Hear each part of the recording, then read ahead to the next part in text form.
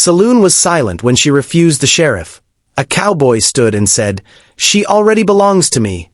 The afternoon sun hung low over the dusty town of Redemption Creek, casting long shadows across the weathered wooden buildings that lined the main street. Inside the wary saloon, the usual sounds of clinking glasses, shuffling cards, and rough laughter filled the air with a familiar comfort that only such establishments could provide. The saloon was the heart of this small frontier town, a place where cowboys, ranchers, drifters, and dreamers gathered to wash away the grit and loneliness of life on the edge of civilization. Sarah McKenna stood behind the bar, her hands moving with practiced efficiency as she poured whiskey for a grizzled prospector who'd been nursing the same story about striking gold for the better part of an hour. Her dark hair was pulled back in a simple bun, though a few rebellious strands had escaped to frame her face. She wore a modest blue dress that had seen better days, but she carried herself with a dignity that commanded respect even in this rough place. Sarah had been working at the saloon for nearly 2 years now, ever since her father's ranch had been foreclosed by the bank. She had dreams once, dreams of marrying a good man and raising a family on land of her own, but life had a way of reshaping dreams into something harder, something more about survival than romance. Sheriff Clayton Blackwood entered the saloon with the confidence of a man who believed the whole world bent to his will. He was a large man, broad-shouldered and imposing, with a thick mustache and cold gray eyes that seemed to assess everyone and everything as either useful or disposable. He'd been the law in Redemption Creek for 5 years, and in that time, he'd built himself a small empire through intimidation, backroom deals, and a willingness to look the other way when it suited his interests. The badge on his chest gleamed in the lamplight, but it was a decoration for power rather than a symbol of justice. The conversations in the saloon didn't exactly stop when Blackwood entered, but they quieted, became more guarded. Men who'd been laughing loudly suddenly found their drinks fascinating. The poker players at the corner table continued their game, but their eyes flickered toward the sheriff, measuring, calculating. Everyone knew that when Clayton Blackwood walked into a room, trouble usually followed close behind. Sarah felt her stomach tighten as the sheriff's eyes found her across the crowded room. She'd been avoiding this moment for weeks now, ever since he'd started paying her particular attention. His visits to the saloon had become more frequent, his gaze lingering on her longer than was proper, his comments growing bolder with each passing day. She'd heard the stories about the sheriff, about the women he'd taken an interest in before, and none of those stories ended well. Blackwood made his way to the bar, his boots striking the wooden floor with deliberate heaviness. The crowd parted before him like water before the prow of a ship. He settled himself onto a stool directly in front of Sarah, his smile revealing teeth that seemed too white, too predatory. "Miss Sarah," he said, his voice carrying that false warmth that made her skin crawl. "You're looking particularly lovely this afternoon." Sarah set down the glass she'd been drying and met his gaze with as much composure as she could muster. "Sheriff," she acknowledged with a slight nod. "What can I get for you?" "Oh, I think you know what I'm here for," Blackwood said, leaning forward on his elbows. "I've been patient, Sarah. More patient than most men would be. But my patience has its limits." He reached into his vest pocket and pulled out a small velvet box, setting it on the bar between them with a soft thud that somehow seemed louder than any gunshot. "I'm a man of means, Sarah. I can give you a life better than slinging drinks to drunks and cowboys. A proper house, nice dresses, respectability. All you have to do is say yes." The saloon had gone completely silent now. Every eye was fixed on the scene unfolding at the bar. Sarah looked down at the velvet box, her heart hammering in her chest. She knew what was inside without opening it. She also knew what refusing a man like Clayton Blackwood could mean. He wasn't a man who accepted rejection gracefully. He was a man who took what he wanted, one way or another. But Sarah McKenna had spent 2 years rebuilding herself from the ashes of her old life. She'd endured leering comments, unwanted advances, and the daily humiliation of being seen as little more than decoration in a place designed for men's pleasure. Through it all, she'd maintained her dignity, her sense of self. She wasn't about to surrender that now, not even to a man who wore a badge and held the power of law in his hands. She raised her eyes to meet the sheriff's gaze, and when she spoke, her voice was steady and clear. "I'm flattered by your offer, Sheriff Blackwood, but I'm afraid I have to decline. I'm not looking to marry, not now, and not to you." The silence that followed her words was absolute. It was as if the entire saloon had stopped breathing. Several men at nearby tables exchanged nervous glances. Everyone knew they were witnessing something dangerous, a moment that could tip into violence at any second. Sheriff Blackwood's smile didn't fade, but it changed, became something colder, something with edges. "You're refusing me?" he asked, his voice deceptively soft. "I don't think you understand the situation you're in, Sarah. A woman in your position doesn't have the luxury of being choosy. You work in a saloon. People talk. Your reputation is already questionable at best. I'm offering you a chance at respectability, at a real life. You'd be wise to reconsider." "My answer is no," Sarah repeated, her hands gripping the edge of the bar to keep them from shaking. "I appreciate the offer, but no." Blackwood's expression darkened. He stood up slowly, his considerable bulk seeming to fill the space around the bar. "No one refuses me in this town," he said, his voice rising. "I de lo iar. What I say goes.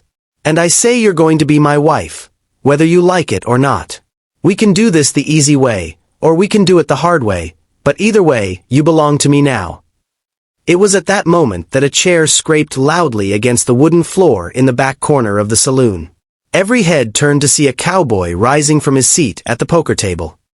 He wasn't a particularly large man, certainly not as imposing as Sheriff Blackwood, but there was something in the way he carried himself that commanded attention. He wore dusty trail clothes and a worn hat pulled low over his eyes. A gun hung at his hip in a well-used holster. His name was Jack Thornton, and he'd ridden into town 3 days earlier, keeping mostly to himself, playing cards and drinking quietly. Jack took a few steps forward, his boots echoing in the silent saloon.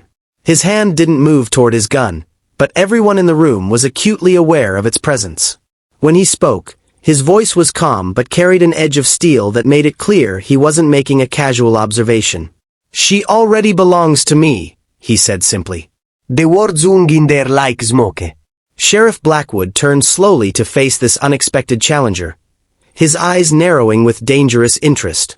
"Is that so?" he asked. "And who the hell are you?" "Name's Jack Thornton," the cowboy replied, moving closer but maintaining a careful distance. "And Sarah here is my intended. We've been promised to each other for going on 3 months now. Isn't that right, Sarah?" Saresse mind raised. She'd never seen this man before 3 days ago, had barely exchanged more than a few words with him when serving his drinks. But as she looked into his eyes, she saw something there, a question, an offering, a lifeline. He was giving her a way out, claiming her as his own before Blackwood could stake his claim.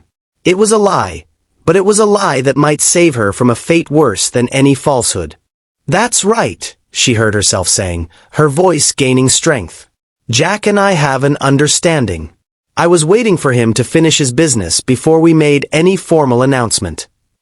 Blackwood's face flushed red with anger. "That's convenient," he snarled. "Awful convenient that this understanding you supposedly have is only coming to light now, just when I make my intentions known. You expect me to believe this?" Jack shrugged slightly, his posture remaining relaxed despite the obvious tension in the room. "Don't much care what you believe, Sheriff. I'm just stating facts. Sarah's spoken for, and that's the end of it." "The end of it?" Blackwood laughed, but there was no humor in the sound. "Boy, do you have any idea who you're talking to? I could have you thrown in jail right now on any number of charges. Vagrancy, disturbing the peace, hell, I could probably dig up a wanted poster with your face on it if I looked hard enough." "You could try," Jack said evenly. "But we both know how that would look. The sheriff throwing an innocent man in jail because he's courting a woman the sheriff wanted for himself. The territorial governor might take an interest in that kind of behavior.